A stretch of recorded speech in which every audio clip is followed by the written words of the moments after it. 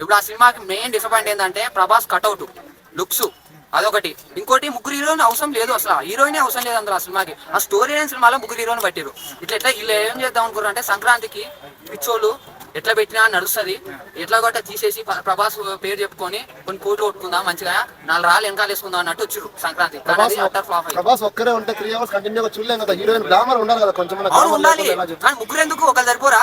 ముగ్గురు క్యారెక్టర్స్ వేరే వేరే. ఫస్ట్ ప్రభాస్ హీరోయిన్ క్యారెక్టర్ ఉంది, వాళ్ళిద్దరు దేని పనికిరానట్టే ఉంది వాళ్ళకి. ఇప్పుడు మెయిన్ ఏంటంటే హీరోయిన్ తో వాళ్ళ నాన్నమ్మ గెలిపేసే క్యారెక్టర్ ఒకటి, రెండోది అతను ఎవరైతే ఆపోజిట్ అనుకుంటున్నాడో వాళ్ళ మనవరాలు ఒక అమ్మాయి. హీరోయిన్ పెట్టాలా, వేరే సైడ్ క్యారెక్టర్ పెట్టాలి. సైడ్ క్యారెక్టర్ పెడితే అదే కదా అంత ఇంపాక్ట్ ఉండదనే కదా. ఇప్పుడు కలర్ఫుల్ ఎక్స్పెక్ట్ చేసేది అదే కదా. కలర్ఫుల్ దేని క్యారెక్టర్ మన స్టోరీ కాల్ ఎక్స్పెక్ట్ చేయాలి. కలర్ఫుల్ అంటే మన కలర్ ఉంటే సరిపోదు, హీరోయిన్ కలర్ ఉంటే సరిపోదు, హీరోయిన్ కలర్ ఉంటే సరిపోదు. మన కలర్ఫుల్ ఏం ఉండాలి, మనకి సినిమా స్టోరీ అయినా కానీ దీనిలో కలర్ఫుల్ ఉండాలి. సినిమా హీరోయిన్ కలర్ఫుల్ ఉంటే సినిమా హిట్ అవుతుందా? కాదు, అదే విధంగా క్యారెక్టర్ పెడితే హిట్ అయిపోద్ది.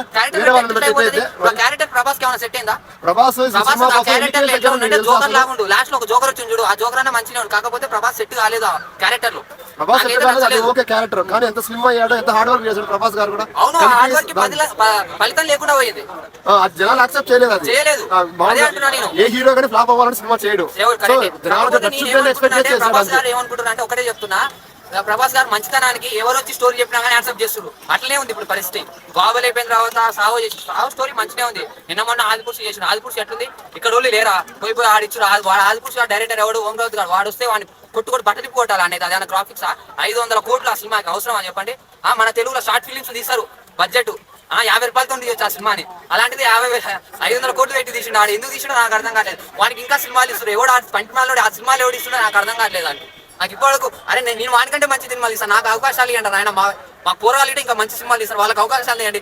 పోయి ఆదిపురుషు తీసిన సినిమాలు అంటే మా బుగడగానికి అవకాశాలు ఇస్తారు. ఇప్పటికైనా మారు ఆయన. వీళ్ళందరూ ఏమనుకుంటున్నారు అంటే ప్రభాస్ తోటి సినిమా ఎట్టున్నా పర్లేదు, ప్రభాస్ ఫ్యాన్స్ పిచ్చోళ్ళు, వాళ్ళు వచ్చి చూస్తారు. సినిమా ఫ్లాప్ అయినా కానీ మొదటి రోజు 100 కోట్లు కొడుతుంది అన్నట్టు ఉంటే వీళ్ళు సినిమా చూస్తారు. ఇది రాంగు, ప్రభాస్ ఫ్యాన్స్ ఒప్పుకోం మేము.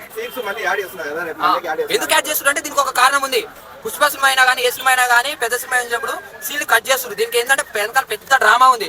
సీన్స్ కట్ చేయకుండా మొదటిగా వచ్చేటోళ్ళు ఏం చేస్తారంటే సీన్స్ రాలేదని రెండోసారి పోతారు. దానివల్ల మనకి వీళ్ళకి టికెట్ రేట్లు అయినా కానీ మనీ అయినా ఎక్కువ వస్తుంది. దాంట్లో మొదటిగా సీన్లు అయినా కానీ, పాటలైనా కట్ చేస్తారు వీళ్ళు. ఇది మొత్తం కుటబంతులు వీళ్ళు. మేము ముందుగా టికెట్లు కొనుక్కొని 300, 400 టికెట్లు కొనుక్కొని పోయినాం. మాకు సాంగ్ లేకపోయినా, ఫైట్ లేకపోయినా కానీ ఎంత బాధ అవుతుంది. మళ్ళీ రెండోసారి పెట్టిపోవాలా, మాకు చాలా బాధ అవుతుంది. ఇట్లా చేయకూడదు అనుకుంటున్నా. రెండోసారి పోవాలి తప్పదు కదా, ఆ సీన్ కోసం మళ్ళీ పోవాలి. మరి అవునా, పైసలు ఏమన్నా చెట్ల కాస్తున్నాయి అన్నా, నాకు అర్థం కాక అడుగుతా. అదే యాడ్ ఎందుకు చేస్తారు? మొన్న ఫస్ట్ ఎందుకు యాడ్ చేయలేదు? చాలా మంది ఉంటది కదా, ఎందుకు యాడ్ చేయలేదు?